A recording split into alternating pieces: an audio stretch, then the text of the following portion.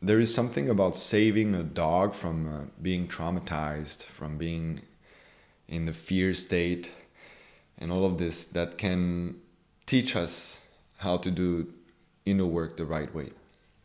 Because I know some of you believe that, oh, inner work is not working, is all fugazi, it's, so abstract. What does it even mean and all of this? At the same time, if you do it the right way, it's powerful. It can change your life dramatically. Someone who has had profound experiences doing inner work. But I also know that a lot of men have tried inner work and it didn't work out for them. And that's because there's a lot of bullshit out there on how to do inner work. And it's hard to find the way that actually works, right? You need to try different methods and see that this method is not really working for you. This one is not really working for you until you find the one that works for you. And the one method that I'm going to talk about right now is universal because it works with a frightened, traumatized dog.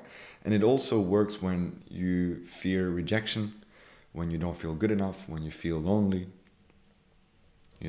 These are some very, very normal emotions that we experience as men sometimes, right?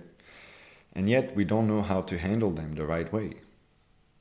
So let's remember that last time we watched one of these videos of a dog that was traumatized, so frightened, very anxious and all of this. The person that is trying to help this dog is not going to go straight to the dog and pet the dog. Because if this person does that, the dog is just going to bite him or escape. Why? Because the dog doesn't trust the person. The dog is still stuck in the past, thinking that if someone comes close to him, he's going to be hurt. That's why he's traumatized, right? And this is a mistake that I've seen happening in, the inner work circles or healing circles, whatever you call it, is to give love too soon to the part of yourself, the part of your psyche, the fear, the insecurity. And it just backfires. Maybe it feels good in a moment, right? You give yourself love, you give yourself this compassion to the fear, to the insecurity, to not feeling good enough, to the loneliness and all of that. Yeah, it feels great, but then you still feel lonely. You still don't feel good enough. And that's because this aspect of yourself is still stuck in the past. And maybe very frightened, maybe very traumatized. And so it's not yet ready to receive your love. Just like the dog at the beginning is not yet ready to be petted, right? It needs first a little bit of a distance, right? And so this is a very counterintuitive approach because I'm literally telling you that you shouldn't show love right away to your fears and insecurities.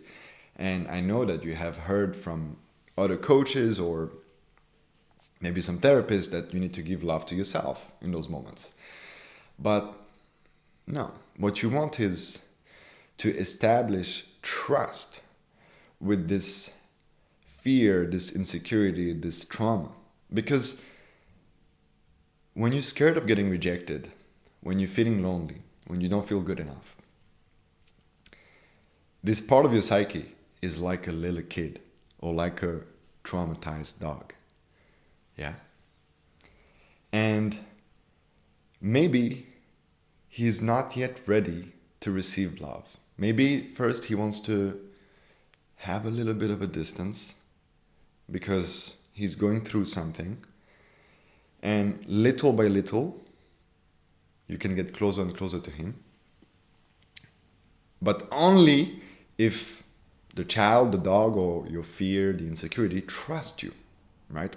And I know this sounds a little bit like weird, like what do you mean? I'm talking to my fears now, to my insecurities and all of this. Well, let me put it to you this way. When you fear rejection, are you becoming a different person in some ways? Yes. When you're feeling lonely, are you becoming a different person in some ways? Yes. When you don't feel good enough, are you becoming a different person in some ways? Yes. When you're angry, are you becoming a different person? Yes. When you're sad? Yes. It's a part of you, right? So what if this part of you could be accessed just through connecting to it somatically, right? Just by touching it, for example, but also through speaking to it. Just speaking to it like a little kid, like a dog who's so frightened. And depending on when you were traumatized, you can use talking, but sometimes just touch feelings is necessary, not talking because it's so early, right? So, as the dog feel more trust, you can get closer and closer to that dog, right? And so the video continues where eventually the person is giving some treats to the dog, and the dog is starting to feel more and more relaxed. And then there's a moment where the dog is finally so happy, he feels a bit more, love and all of this. And that's when the healing is almost complete. Because here's the interesting part. When you get in touch with that aspect of yourself, the dog or whatever you call it, there will be a moment where you will have an emotional release, right? Yes, this happens. Maybe you will cry, maybe you will express some anger because you need to express anger. Maybe you're going to start feeling just a lot of grief, depending on what you're dealing with. And you're going to feel more light, and you're going to see the light at the end of the tunnel. That's for sure. But it doesn't mean that the healing is done here. And again, this is a trap that a lot of men are falling into. They have their emotional release and they think it's done. That's it. No need to come back to this. Job's done. Ciao. It's not like that. It's not like that. Because again, this aspect of yourself is a little kid. It's a dog. And so when you establish that kind of connection, right, by connecting to it, building trust, listening to what it went through, helping him out, all of that, you cannot just leave him like this. Because, and let's come back to that video of the dog, it's very likely that this dog might have episodes of regression where he comes back a little bit to the trauma state, right? And here it's really, really important that you stay patient, loving, and compassionate. Because he needs that consistency and that reassurance. So even after the emotional release, right, when you feel more light and all of this, you still need to be aware that the job is not done, and you need to come back to this aspect of your psyche and continue to heal it when it's needed. Maybe you don't need to do that every day because you've done a lot of work already, but sometimes you might be triggered. Sometimes the fear of rejection maybe comes up again, or not feeling good enough comes up again, or loneliness comes up again. Are you going to be able to be like this person saving the dog? Patient, loving, and compassionate, and accepting. Because it can be so easy to get frustrated. Oh, I've done the inner work already. Why are you feeling this way again? Imagine doing this to this traumatized dog, That wouldn't be fair. So why are you doing this to yourself when you've done maybe a lot of inner work and it still comes back? It's like, if it comes back, it means that this little child, this dog, has a bit of an episode. And you need to be the dad, the compassionate dad, to be with that part of yourself and reassure him that it's okay. I'm here. You're not lonely. You are enough. It's okay if you get rejected. I'm here for you, you know? That kind of wordings.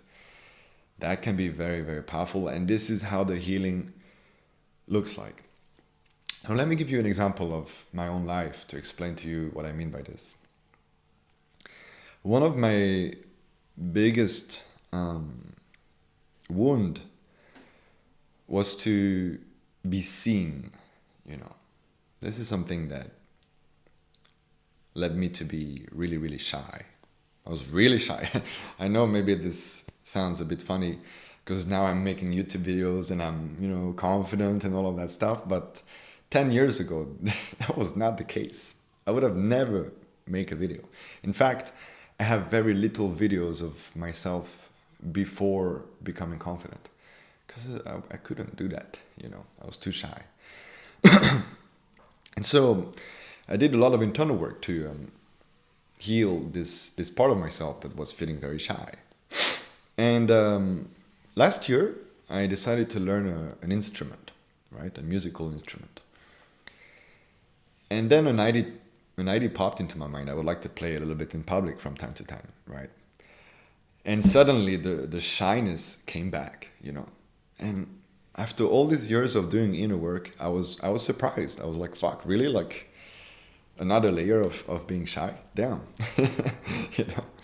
So it was a bit of an aha moment for me because I was like, okay, I haven't fully integrated my shyness, you know. There's a little bit of that right now within myself. And so I did exactly this process that I just mentioned to you. I didn't like act, oh, fuck this. All this inner work was for nothing, you know. I was like, okay, like there's another layer of me being shy and that's okay, you know. I'm just gonna process that. I'm gonna integrate that.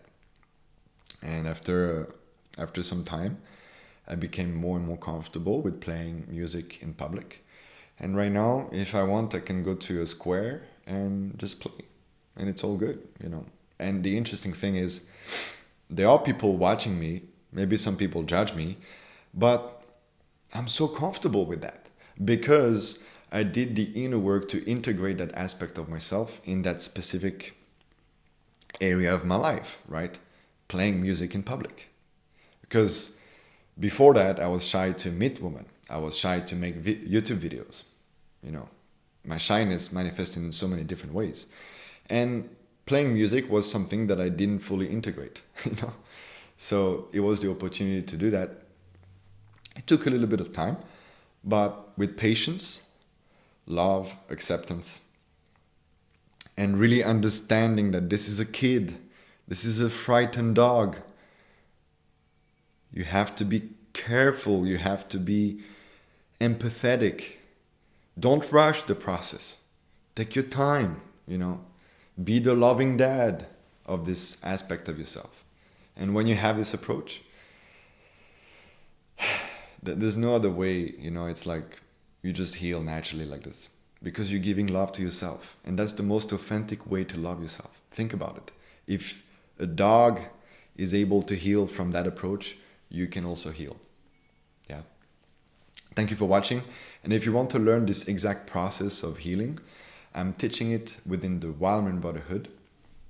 It's a community of men who strive to overcome people pleasing, who strive to overcome feeling invincible, who strive to attract high quality women into their life. So you can click on the link in the description. There's all the details there. And I see you, my brother.